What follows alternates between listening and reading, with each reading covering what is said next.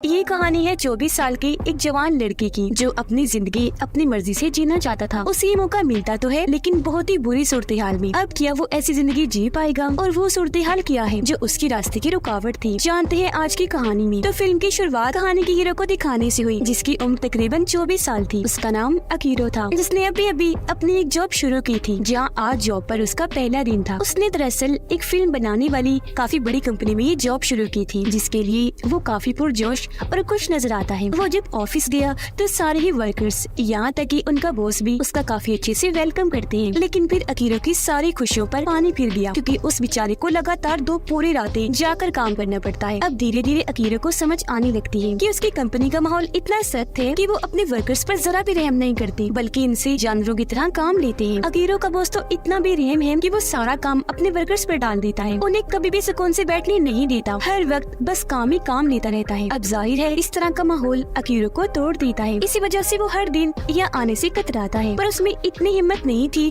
कि इस जॉब से वो इनकार करता। इन हालात में एक दिन उसकी मुलाकात अपने बचपन के दोस्त से हुई। ये दोनों मिलकर खाना खाते हैं जहाँ अकीरो उसके साथ जो हो रहा था उस सब के बारे में अपने दोस्त को बताता है। इस पर उसके दोस्त का कहना था कि मेरी सलाह ये है कि तुम हर चीज अपनी मर्जी अपनी शर्तों पर करो, न कि दूसरों की मर्जी से जियो। वो यहाँ अकीरो का दिल जलाने के लिए अपनी खुशहाल जिंदगी की बड़ी बड़ी बातें बताने लगता है कि मैं तो भाई अपनी जिंदगी में बहुत खुश हूँ, काम भी ठीक है और बहुत सारी खूबसूरत लड़कियाँ मेरी दोस्त भी हैं। ये सुनकर अकीरो को जलन होने लगती है तो अपने दोस्त को भी जलील करने के लिए वो माजी में हुई एक बात के बारे में बताने लगता है कि जब तुम और मैं स्कूल में पढ़ा करती थी तो एक दिन हमारे स्कूल में रेस हुई जिसमें मैंने और मेरी टीम ने तो बहुत अच्छा खेला, पर सिर्फ तुम्हारी वजह से हम लोग गेम हार गए क्योंकि तुम उस वक्त ठीक से नहीं दौड़ पाई थी। तो ज्यादा खुश होने की जरूरत नहीं है, तुम बुज़दिल हो। उस दिन अपनी टीम को हरा दिया था। जो सुनकर उसके दोस्त को गुस्सा आ गया और इनकी बहस होने लगी जो थोड़ी ही देर में लड़ाई में बदल जाती है। खैर अकीरो की जिंदगी तो ऐसे ही चल रही थी जहाँ उसके पास सुकून का जरिया बस एक ही था और वो थी उसके साथ काम करने वाली एक लड़की जो अब अकीरो की दोस्त बन गई थी। लेकिन कहीं न कहीं ये उसे पसंद करने लगा था, अक्सर उसकी तारीफ किया करता था। उसका हौसला बढ़ाने के लिए कहता है कि तुम तो जबरदस्त हो, जो चाहे जिंदगी में कर सकती हो, जैसी चाहे जिंदगी जी सकती हो और कुछ भी हासिल कर सकती हो। जो सुनकर उसकी दोस्त दुखी हो गई, कहती है कि नहीं, असल में ऐसा कुछ नहीं होता क्योंकि इंसान को वो चीज कभी नहीं मिलती जो उसे चाहिए होती है, जिस चीज की इंसान ख्वाहिश करता है। अब अकीरो को इस कंपनी में काम करते करते पूरा 1 साल हो गया था जहाँ वो जज्बाती, दिमागी और जिस्मानी तौर पर पूरी तरह टूट गया था। एक सुबह जब अलार्म से उसकी आंख खुली तो अपने आप से ही वो कह देता है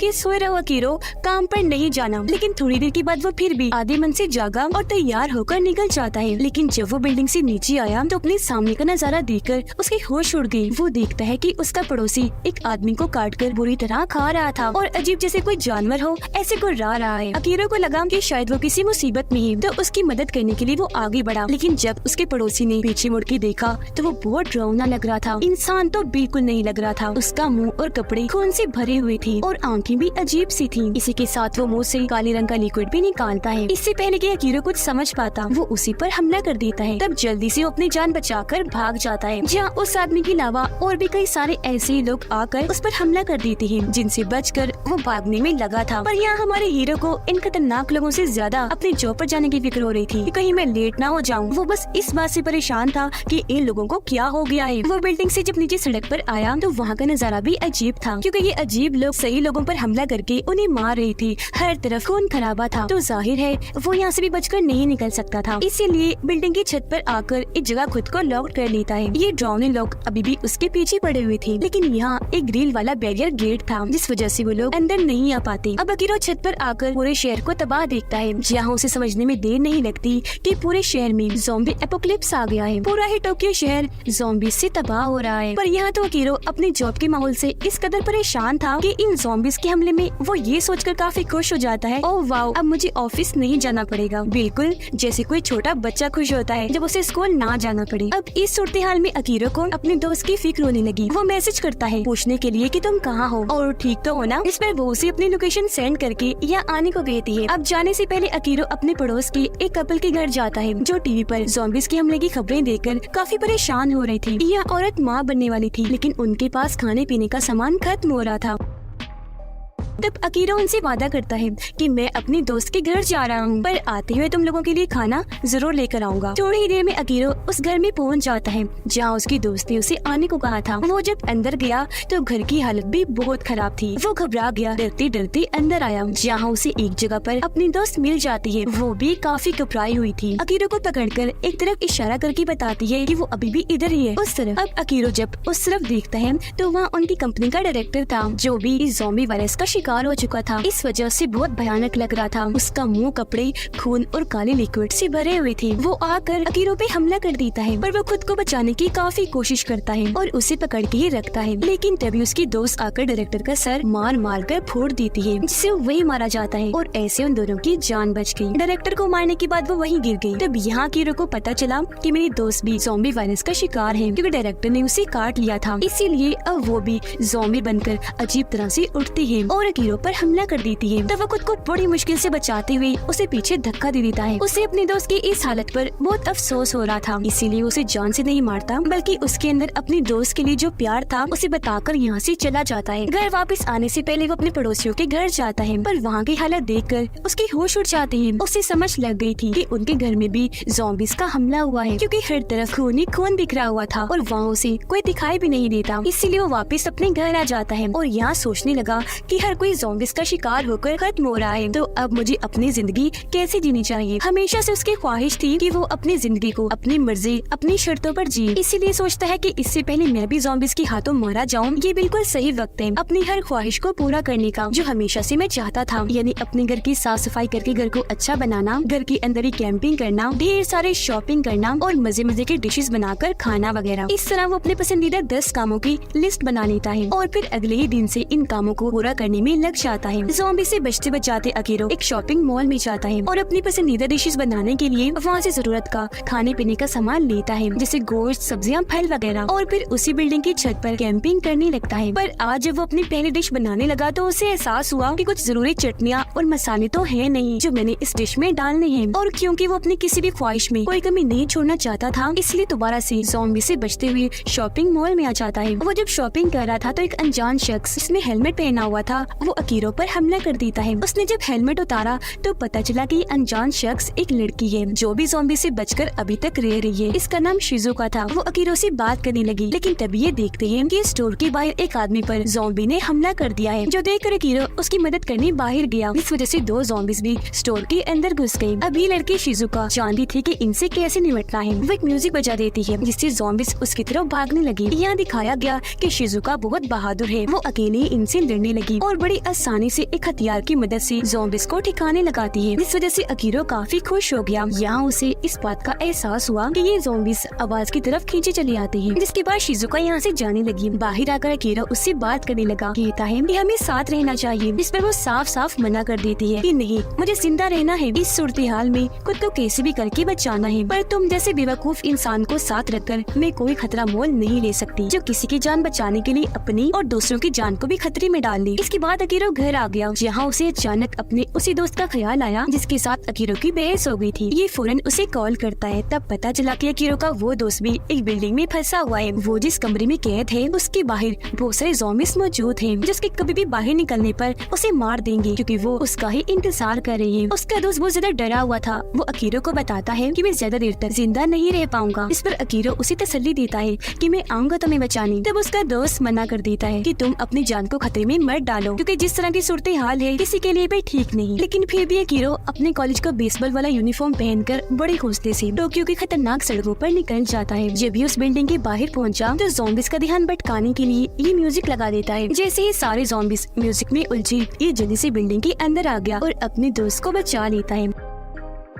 ये दोनों अब यहाँ से बचकर एक होटल में गए, जहाँ ये जी भर के खाना खाते हैं और खूब शराब भी पीते हैं। जाहिर है इन दोनों ने यहाँ खूब एंजॉय किया। यहाँ अकीरो अपने दोस्त को कहता है कि प्लीज मुझे माफ कर दो, उस दिन मैंने ख्वामा का तुमसे झगड़ा कर लिया। इस पर उसका दोस्त माफ करके अच्छे से उससे बात करने लगा और अभी दोनों दोस्त वादा करते हैं कि चाहे कुछ भी हो जाए हम हमेशा साथ रहेंगे। इस बातचीत के दौरान उसके दोस्त को पता चल जाता है कि अकीरो ने अपनी ख्वाहिशों की एक लिस्ट बनाई हुई है जिन्हें वो पूरा करके ही रहेगा। तो उसका दोस्त पूछता है कि अब आगे तुम क्या करने वाले हो। जिस पर अकीरो खुश होते हुए जवाब देता है, अब मैं एक सुपर हीरो की तरह लोगों को बचाना चाहता हूँ। इस पर उसका दोस्त सलाह देता है कि ये ना ही करो, क्योंकि इस वक्त टोक्यो के हालात बहुत खराब है। तो बचे हुए इंसानों को बस यहाँ से निकलने के बारे में सोचना चाहिए, इससे बढ़ के कुछ नहीं। वो ये भी कहता है कि अकीरो, तुम आखिर एक इंसान हो, तुम एक सुपर हीरो जैसे सुपरमैन और स्पाइडरमैन जैसी कोई ताकतें भी नहीं पाई जाती, तो फिर तुम कैसे इन खतरनाक ज़ॉम्बीज़ का सामना कर पाओगे, वो भी अकेले। जिस पर अकीरो मुस्कुराते हुए उसे एक एक्वेरियम के बारे में बताता है जो टोक्यो शहर की दूसरी साइड पर बना हुआ था, और बताता है कि वहाँ बहुत सारी मछलियाँ और एक बहुत बड़ी शार्क भी है, और उस एक्वेरियम में एक शार्क सूट भी है जो खास उन लोगों के लिए बनाया जाता है जो समुद्र की गहराइयों में गोताखोरी करने जाते हैं। वो सूट बहुत मजबूत होता है क्योंकि मेटल का बना हुआ है, उसे पहनकर ज़ॉम्बीज़ हम पर हमला नहीं कर सकते। तो अब ये दोनों दोस्त फैसला करते हैं कि हम उस एक्वेरियम में जाकर इस सूट को लेंगे, फिर उसे पहनकर एक साथ यहाँ से निकलेंगे। तो प्लान के मुताबिक दोनों बाहर निकले ताकि एक्वेरियम जाने के लिए जो सामान इन्हें चाहिए वो इकट्ठा कर सके। वो एक दुकान के पास पहुँचे, लेकिन जब उनकी नजर सामने सड़क पर गई तो वहाँ एक बस आकर रुकती है जिसके अंदर बहुत सारे मुसाफिर थे। अब बस को देखकर सड़क पर फिर रहे ज़ॉम्बीज़ इस बस पर हमला कर देते हैं और अंदर घुसना शुरू भी कर देते हैं। ये देखकर बस के लोग जल्दी से उतरकर सड़क पर इधर उधर भागने लगे। ये सूरत हाल देखकर अकीरो और उसका दोस्त कुछ लोगों को बचाते हैं और उस दुकान में आकर दुकान को बंद कर देते हैं। अब इन मुसाफिरों में एक लड़की वो भी थी जो पहले भी अकीरो से मिल चुकी थी, इन्हें शिजुका। अब यहाँ पता चला कि ये बस भी दरअसल एक्वेरियम की तरफ ही जा रही थी, क्योंकि ये सुनने में आया था कि वो जगह ज़ॉम्बी से बिल्कुल महफूज है, और क्योंकि वहाँ मछलियाँ भी हैं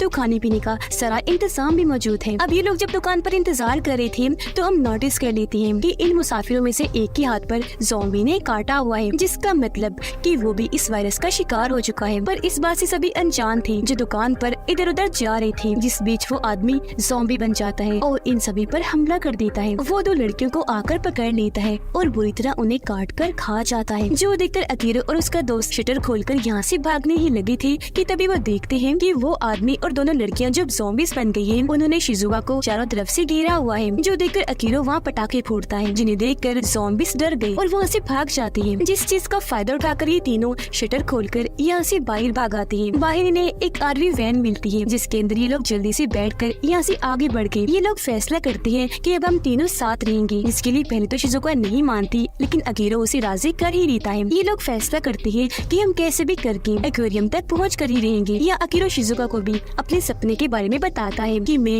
एक सुपर हीरो की तरह ज़ॉम्बीज़ का खात्मा करना चाहता हूँ और लोगों को बचाना चाहता हूँ। या शिजुका को उसका ये सपना बिल्कुल बेकार और बचकाना लगता है। अब सबकी जान बचाते वक्त अकीरो के हाथ पर चोट लग गई थी, जिस पर शिजुका मरहम पट्टी करती है। या वो भी अपने सपने के बारे में बताती है कि इस ज़ॉम्बी एपोकलिप्स से पहले मैं भी एक डॉक्टर बनना चाहती थी। इस दौरान हमने देखा कि वो तीनों काफी अच्छे दोस्त बन गए हैं और अकीरो ने जिन जिन जगहों की लिस्ट बनाई थी ये हर उस जगह पर जाकर खूब इंजॉय करते हैं। अब ऐसे ही वो दिन भी आ जाता है जब ये एक्वेरियम पहुंच जाते हैं। यहाँ आकर इन्होंने देखा कि हर कोई काम पर लगा हुआ है, कुछ लोग सामान रख रहे हैं, कुछ ले जा रहे हैं, कुछ मछलियाँ पकड़ रहे हैं तो कुछ बाहर एक्वेरियम की रखवाली कर रहे हैं। यह अकीरो को अपने पड़ोस वाला वो कपल भी दिख जाता है जिससे उसने कहा था कि मैं खाना लाऊंगा। इससे पहले कि अकीरो कुछ समझ पाता कि यहाँ क्या चल रहा है, तभी वहाँ उसका बॉस आ गया जो फिल्म बनाने वाली कंपनी में अपने सभी वर्कर से बहुत काम लिया करता था। यहाँ वो अकीरो को बताता है कि जब ज़ॉम्बीज़ का हमला शुरू हुआ था तो हम यहाँ एक्वेरियम में शूटिंग कर रही थी, पर जब हमें पता चला कि टोक्यो शहर तो ज़ॉम्बी एपोकलिप्स की लपेट में आ चुका है तो मैंने इस जगह को महफूज जगह बना लिया, यहाँ पर काम शुरू करवा दिया ताकि यहाँ जरूरत की हर चीज हो, और फिर बचे हुए लोगों को यहाँ पनाह देकर उनसे अपना काम लेने लगा। इसके बाद वो अकीरो को बाहर घुमाने लेकर गया और बताता है कि अलग अलग शहरों से बहुत सारे लोग यहाँ आए और अब यहाँ साथ काम करके मिलजुल कर रह रहे हैं। कुछ लोग खाना बनाते हैं, कुछ सामान लेने बाहर जाते हैं और कुछ यहाँ की निगरानी करते हैं, जो तुमने देख ही लिया होगा। यहाँ तक कि मैं एक्वेरियम के बाहर वाले ज़ॉम्बीज़ को भी अपने काम के लिए इस्तेमाल करता हूँ। वो बाहर से आने वाले लोगों पर हमला करते हैं जो यहाँ चोरी के इरादे से आते हैं और इस तरह हमारे एक्वेरियम की जरूरत का सामान उन चोरों से महफूज रहता है। अब तक इसकी बॉस ने अकीरो के दोनों साथियों को भी काम पर लगा लिया था, यानी उसके दोस्त और शिजुका को, और क्योंकि अभी तक अकीरो काम पर नहीं लगा था इसलिए उसका बॉस कहता है कि तुम भी यहाँ दोबारा से काम करने लग जाओ जैसे तुम पहली मेरी कंपनी में काम किया करती थी। इस पर अकीरो जवाब देता है कि मैं अपनी जिंदगी अपनी मर्जी से जीना चाहता हूँ, मेरी ख्वाहिशों की लिस्ट है